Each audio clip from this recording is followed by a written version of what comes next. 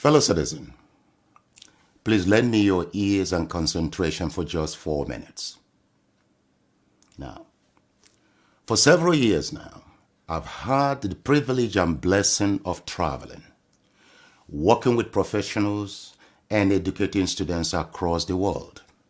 UK, China, Singapore, Malaysia, South Africa, Greece, and counting.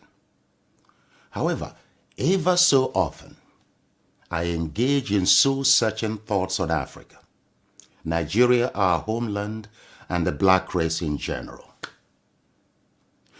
You see, I can't seem to work out why, despite abundant human and natural resources and exemplary achievements of Nigerian professionals abroad, our nation remains backward in all indices of human progress.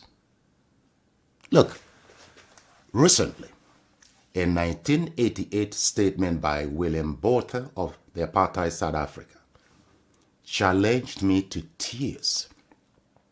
Now, he said, black people cannot rule themselves because they don't have the brain and mental capacity to govern a society. You give them guns, they'll kill themselves. Give them power, they will loot the treasury. Give them independence and democracy, they will use it to promote tribalism, ethnicity, bigotry, hatred, killings, and wars. Now, fellow citizen, let me challenge you.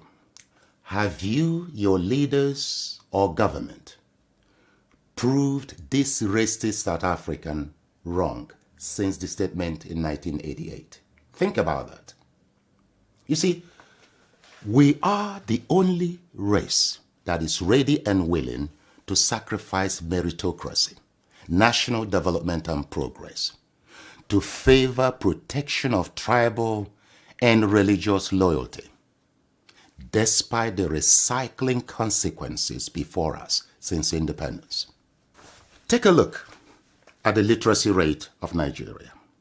At 62% national average for adults in general, and 65.1% for young adults of 15 to 24. One expects informed national decisions with positive national impacts on, for example, the quality of the elected national leaders. Not really in our case. We are not moved by the economic and security realities and human suffering in our nation. We are not moved by the quality of our leaders or how and why the black man is being ridiculed worldwide, providing our tribe, political party, or religion controls political power. That's shameful. Even our highly educated professionals and media outlets, North and South, keep a blind eye to the realities of the Nigerian state for tribal, religious, and personal enrichment considerations. Yet, we wonder why our nation remains the poverty capital of the world. Yet, we wonder why the black race is increasingly undervalued and humiliated across the world. Who did this to us? Who did this to us? Do you ever ask this question? COVID-19 has exposed the state of our nation and the cumulative impact of the quality of our leadership over several years. Our leaders are repeating the errors of 500 years ago, when our kings and military aristocrats sold our people into slavery for mirrors and gunpowder.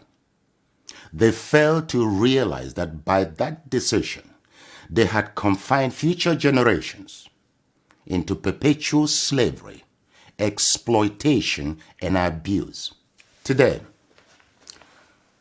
foreign powers are acquiring hectares of land outright across Nigeria and Africa for the next phase of our slavery or colonization. Once more, our leaders are mortgaging the future, freedom, existence, survival, and progress of generations for short-term, worthless, stage-managed red carpet receptions, handshakes, cheap collateral loans, travel visas, and personal gains. These colonizing countries are not to blame for taking decisions in their own national interest. The question is, are our leaders making decisions in our own national interest? I put this to you as a matter of urgency. We must identify, develop, and embrace a new breed of competent and patriotic leaders who desire to see our nation and Africa free, help Africans develop confidence in themselves, their future, their culture, their food, dress codes, and the way they walk and talk, and to take full control of their natural resources and national borders. Please join me to awake the conscience of Nigerians and Africans in general before too late. Share this video as a duty to your race, your country, and your continent. Our lives, our future, our survival depend on our collective actions today. This video is not about me. It is about us and our future. I'm playing my part. I hope you play yours. Thank you and God bless.